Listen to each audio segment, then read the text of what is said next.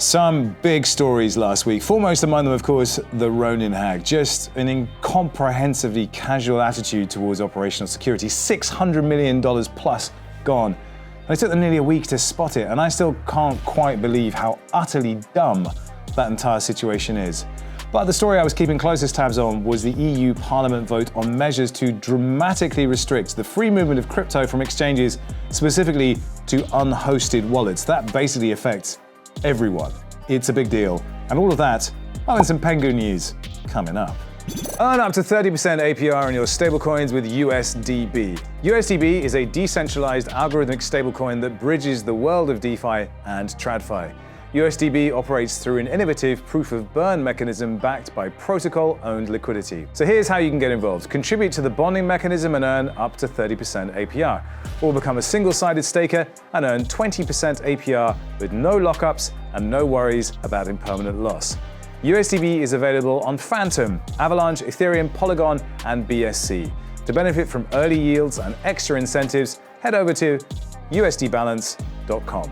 So last Thursday, European Union lawmakers voted to pass this proposal on information accompanying transfers of funds and certain crypto assets. Now, in the context section, the proposal raises the spectre of catastrophic levels of financial fraud within the European Union. You would think that the whole union is about to collapse into the sea under the weight of all that fraud going on. The following chilling statistic is a particular cherry. Europol has estimated that around 1% of the EU's annual gross domestic product is detected as being involved in suspect financial activity. 1%. Detected. Suspect. Now, this proposal neglects to detail what percentage of that 1% is crypto-based or crypto-related. But there's also a geographical bias here as well. A report by Chainalysis from late last year highlighted the threat posed by scams originating specifically from Eastern Europe. Now, despite the EU's deeply felt fears about terrorism financing, this actually made up an almost negligible percentage of the illicit activity compared to, well, just straight up scams. Darknets like Hydra, the Russian language dark market that has attracted billions in crypto payments since launching in 2015, was a much bigger share. Now, if you remember the distinctly unsexy fat for travel rule regarding VASPs or virtual asset service providers, well, this is what they were voting on, or some version of it. With a few nuances, though. Transactions above €1,000 from a crypto service provider to or from an unhosted wallet, so that's like your MetaMask or your My Ethereum wallet or even your Coinbase wallet as well. These would trigger a requirement to collect KYC or AML information on the recipient, even if they weren't a customer and even if they weren't suspected of any wrongdoing. But not just collect, verify as well. But verify how? Are they going to call you up and say, are you really the person that this is supposed to be? Is this really your address? Or would they just go around there and drive around like knocking on the door saying, are you who you say you are? I will find you. Well, your guess is as good as mine. Now, an exchange wouldn't be able to complete a withdrawal that you'd requested until that information had been both collected and verified. Who knows how long that would take? Now, we've covered this previously, but compelling citizens to report on each other effectively circumvents privacy laws restricting law enforcement from just surveilling you without due cause. So yes, this represents a major attack on privacy rights, basically getting citizens to do the dirty work. Patrick Hansen of Unstoppable DeFi is your North Star for any information related to this, so go give him a follow. He rightly calls out the risks associated with creating a honeypot of AML data connected to blockchain wallets. Do we trust the entities that have all that data to have their security game on lock? Well, no, we don't, and we really shouldn't have to.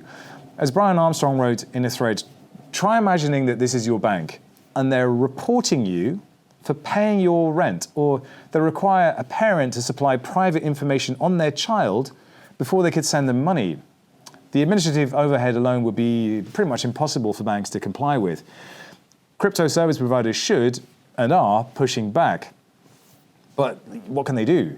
The proposal hasn't been voted into law yet, and there are still opportunities ahead to have a say in how they're ultimately implemented. But once again, it's this spectre of terrorism and money laundering and all the danger out there that's being used really as a cover to violate privacy.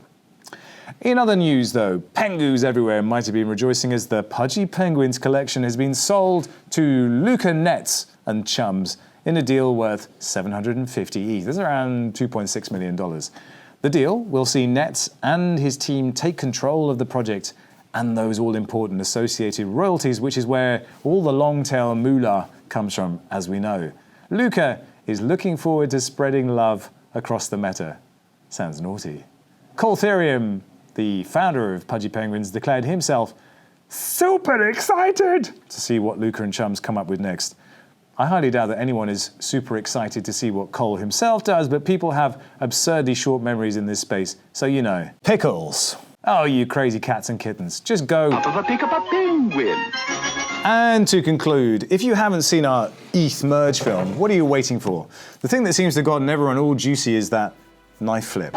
So here, for your viewing pleasure, is that very same flip in super slow-mo. Plus, every single take we did, just so you can see what an absolute masochist I really am. Enjoy your week, y'all, and subscribe. Tell your friends to subscribe too. I believe in you. Peace.